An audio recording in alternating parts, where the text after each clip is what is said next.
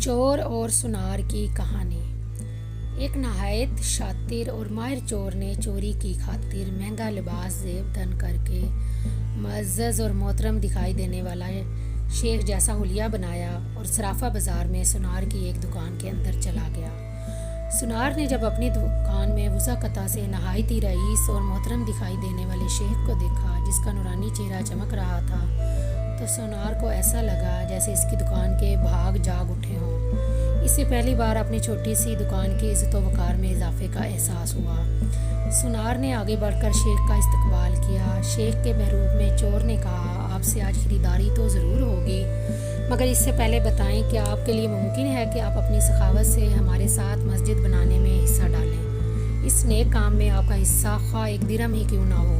سنار نے چند درہم شیخ کے حوالے کیے ہی تھے کہ اسی اثنا میں ایک لڑکی جو در حقیقت چور کی ہم پیشہ تھی دکان میں داخل ہوئی اور سیدھی شیخ کے پاس جا کر اس کے ہاتھوں کو بوسہ دیا اور التجائیہ لہجے میں اپنے اور اپنے اہل و عیال کے لیے خیر برکت کی دعا کے لیے کہا۔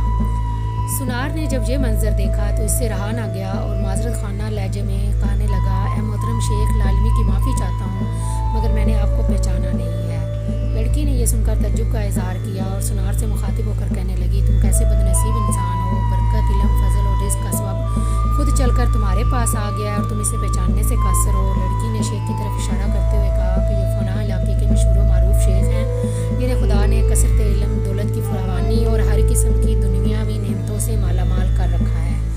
انہی انسانوں کے بھلے کے سوا کسی چیز کی حاجت نہیں ہے، لوگ ان کی ایک جھلک دیکھنے کے لیے بےتاب رہتے ہیں۔ سنار نے شیخ سے معافی مانگتے ہوئے کہا کہ شیخ صاحب، میں معافی کا طلبگار ہوں، میرا سارا وقت اس دکان میں گزرتا ہے اور باہر کی دنیا سے بے خبر رہتا ہوں، اس لیے اپنی جہالت کی وجہ سے آپ جیسی برگزیدہ ہستی کو پہچان نہ پایا۔ شیخ نے سنار سے کہا، کوئی بات نہیں، انسان خطا کا مطلع ہے، غلطی پر نادم ہو کر نہ بھی خدا کو پسند ہے، تم یہ رومال لو اور 7 دن اس سے اپنا چہرہ پوچھتے رہو، 7 دنوں کے بعد یہ رومال تمہارے لیے ایسی برکت اور رزق لے کر آئے گا جہاں سے تمہیں توقع بھی نہ ہوگی۔ جوہری نے پورے ادب و احترام کے ساتھ رومال لیا، اسے بوسہ دیا، آنکھوں کو لگایا اور اپنا چہرہ پوچھا تو ایسا کرتے ہی وہ بے ہوش ہو کر گرا۔ اس کے گرتے ہی شیخ اور اس کے دوست نے لڑکی کی سنار کی دکان کو لوٹا اور وہاں سے فوراً رفو چکر ہو گئے۔ اس واقعے کو جب 4 سال گزر گئے اور سنار رو دھو کر اپنا نقصان بھول چکا تھا تو 4 سال کے بعد پولیس کی وردی میں ملبوس 2 اہلکار سنار کی دکان پر آئے۔ ان کے ساتھ وہی چور شیخ تھا جس کو ہتھکڑیاں لگی ہوئی تھیں۔ سنار اسے دیکھتے ہی پہچان گیا۔ ایک پولیس والا سنار کے پاس آ کر پوچھنے لگ گیا کہ آپ اس چور کو جانتے ہیں، کیونکہ آپ کی گواہی سے ہی قاضی سے سزا سنا سکتا ہے۔ سنار نے کہا، کیوں نہیں، اس نے فلاں فلاں طریقہ واردات سے مجھے بے ہوش کر کے میری دکان لوٹ لی تھی۔ پولیس والا شیخ کے پاس گیا اور اس کی ہتھکڑی کو کھولتے ہوئے کہنے لگا، تم نے جس طرح دکان لوٹنے کا جرم کیا تھا ٹھیک اسی طرح وہ ساری کارروائی دہراؤ تاکہ ہم طریقہ واردات کو لکھ کر گواہ سمیت قاضی کے سامنے پیش کر کے تم پر فرد جرم عائد کروا سکیں۔ شیخ نے بتایا کہ میں اس طرح داخل ہوا اور یہ کہا اور میری مددگار لڑکی آئی، اس نے فلاں فلاں بات کی، پھر میں نے رومال نکال کر دکاندار کو دیا۔ پولیس والے نے جیب سے ایک اور رومال نکال کر شیخ کو تھمایا۔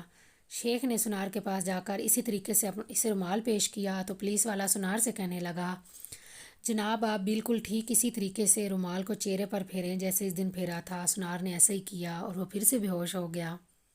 شیخ نے اپنے دوستوں کی مدد سے دوبارہ دکان لوٹ لی جنہوں نے پولیس والوں کا بھیس بدل رکھا تھا۔ آج ہمارے ملک کا بالکل یہی حال ہے۔ ہر 4 سال بعد چور بھیس بدل کر ہمارے پاس آتا ہے اور چکنی چپڑی باتوں سے ملک اور عوام کا سامان لوٹ کر پتلی گلی سے نکل لیتا ہے۔ ہر دفعہ ایک نیا منظر، نیا لباس، نیا بحروپ، نئی شکل اور نیا حربہ جس سے عوام دھوکہ کھا کر اعتبار کرتی ہے اور آخر میں مخالف سمت نکلتا، وہ محافظوں سمیت نکلتا وہی چور ہے۔